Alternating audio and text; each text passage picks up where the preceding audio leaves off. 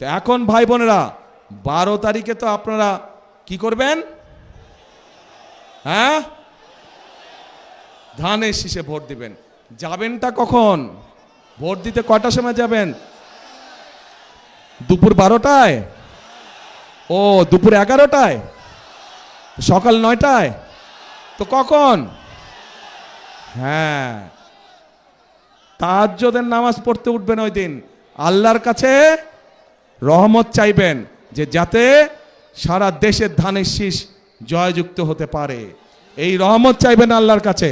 তারপরে এলাকার মানুষকে সাথে নিয়ে আপনি মুসলমান হলে তাহাজ্জুদ পড়বেন, আপনার অন্য ধর্মের ভাই বোন যারা আছে তাহাজ্জুদ পড়ে বের হবেন, তাদেরকে সাথে নিয়ে যাবেন, গিয়ে তারা তাদের ধর্মীয় আচার অনুষ্ঠান ভোরবেলায় যেটা থাকে সেটা তারা করবে। পাশে আপনারা মুসলমান যারা ফজরের জামাত আদায় করবেন যার যার যেই ভোট কেন্দ্র, ভোট কেন্দ্রের সামনে, ঠিক আছে? করে লাইন দিয়ে দাঁড়াবেন, ভোট শুরু হবে, সাথে সাথে ভোট দেওয়া ইনশাল্লাহ শুরু করবেন।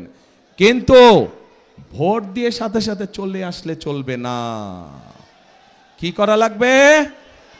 থাকতে হবে, কড়ায় গন্ডায় বুঝে নিয়ে আসতে হবে। কেন এই কথাটা বললাম? বহু বছর হয়ে গেছে আমরা তো ভোট দেবার সুযোগ পাইনি, তাই না? যেহেতু আমরা ভোট দেবার সুযোগ পাইনি, এর আগে আমাদের ভোট বিভিন্ন জন বিভিন্নভাবে লুটপাট করে নিয়ে গিয়েছে। এবার সেই জন্য আমাদেরকে সজাগ থাকতে হবে যাতে কেউ আমাদের ভোট লুটপাট করে নিয়ে যেতে না পারে। পারবেন তো পাহারা দিয়ে সতর্ক থাকতে? ইনশাল্লাহ। ভাই বোনেরা, আপনারা নিশ্চয়ই পত্র পত্রিকায় দেখেছেন এই মুহূর্তে একটি রাজনৈতিক দল যেই স্বৈরাচার পালিয়ে গিয়েছে সেই স্বৈরাচারের মুখের ভাষা ব্যবহার করছে বিএনপির বিরুদ্ধে। ঠিক সেই স্বৈরাচার যেভাবে বলতো তাদেরই ভাষা ব্যবহার করছে বিএনপি। তাদের বক্তব্য যে দুর্নীতিতে বলে চ্যাম্পিয়ন ছিল। তা আমার প্রশ্ন 2001 থেকে 2006 সাল পর্যন্ত তাদেরও তো দুজন সদস্য বিএনপির সরকারে ছিল না? ছিল। তো বিএনপি যদি অতই খারাপ হয় তাহলে ওই দুই ব্যক্তি কেন পদত্যাগ করে চলে আসেনি? কেন পদত্যাগ করে চলে আসেনি? এই জন্য পদত্যাগ করে তারা আসেনি, তারা সরকারে ছিল এবং তারা ভালো করেই জানতো যে খালেদা জিয়া কঠোর হস্তে দুর্নীতি দমন করছে। এবং যেই দলটি এখন এই কথা বলছে তাদের যেই দুই সদস্য বিএনপি সরকারের অংশ ছিল তারা ভালো করেই জানতেন যে খালেদা জিয়া দুর্নীতিকে প্রশ্রয় দেয় না। এবং সব ধরনের আন্তর্জাতিক পরিসংখ্যান বলে খালেদা জিয়ার সময় যে স্বৈরাচার পালিয়ে গেছে তার সময় দেশ দুর্নীতিতে নিম্ন গতিতে ছিল।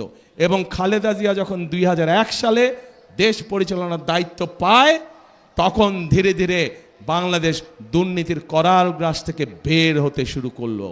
এবং যেই দল এই কথা বিএনপিকে এইভাবে দোষারোপ করে তাদের দুই সদস্যের প্রথম দিন থেকে শেষ দিন পর্যন্ত সরকারে থাকাই প্রমাণ করে যে নিজেরাই নিজেদের মানুষ সম্পর্কে কত বড় মিথ্যে কথা তারা বলছে।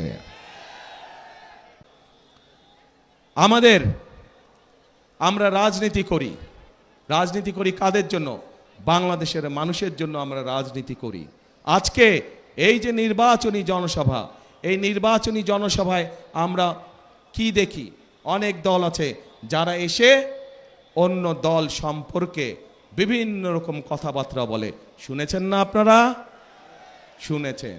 আজকে যদি আমি এখানে দাঁড়িয়ে আপনাদের সামনে অন্য দল সম্পর্কে অন্যরকম কথা বলি, তাদের গীবত গাই, তাদের সম্পর্কে সমালোচনা করি, তাতে কি জনগণের কোনো লাভ হবে? জনগণের কোনো লাভ হবে না। কারণ জনগণ তাকেই ভোট দিবে যারা জনগণের জন্য কাজ করবে, তাই তো? এবং জনগণের জন্য যদি কাজ করতে হয় তাহলে অবশ্যই একটি রাজনৈতিক দলের পরিকল্পনা থাকতে হবে কিভাবে দেশ পরিচালনা করবে, কিভাবে কি কি কাজ করবে জনগণের জন্য, সেই পরিকল্পনাগুলো থাকতে হবে। প্রিয় ভাই বোনেরা, বিএনপি বাংলাদেশ জাতীয়তাবাদী দল হচ্ছে সেই রকম একটি দল যাদের পরিকল্পনা রয়েছে, আগামী দিনে দেশকে কিভাবে পরিচালনা করবে। কারণ এই দলটিরই অতীত অভিজ্ঞতা রয়েছে কিভাবে দেশে খাদ্য উৎপাদন দ্বিগুণ করতে হয়। কারণ বিএনপি নামক দলটিরই অভিজ্ঞতা রয়েছে কিভাবে জেলায় জেলায়, উপজেলায়, গ্রাম পর্যায়ে, ইউনিয়নে রাস্তাঘাট নির্মাণ করতে হয়। কারণ বিএনপি নামক দলটিরই অভিজ্ঞতা রয়েছে কিভাবে শিক্ষার আলো এদেশের সন্তানদের কাছে পৌঁছে দিতে হয়। কারণ বিএনপি নামক দলটিরই অভিজ্ঞতা রয়েছে কিভাবে বাংলাদেশের মানুষকে নিরাপদ রাখতে হয়, আইন শৃঙ্খলা পরিস্থিতিকে কঠোর হাতে নিয়ন্ত্রণ করতে হয়।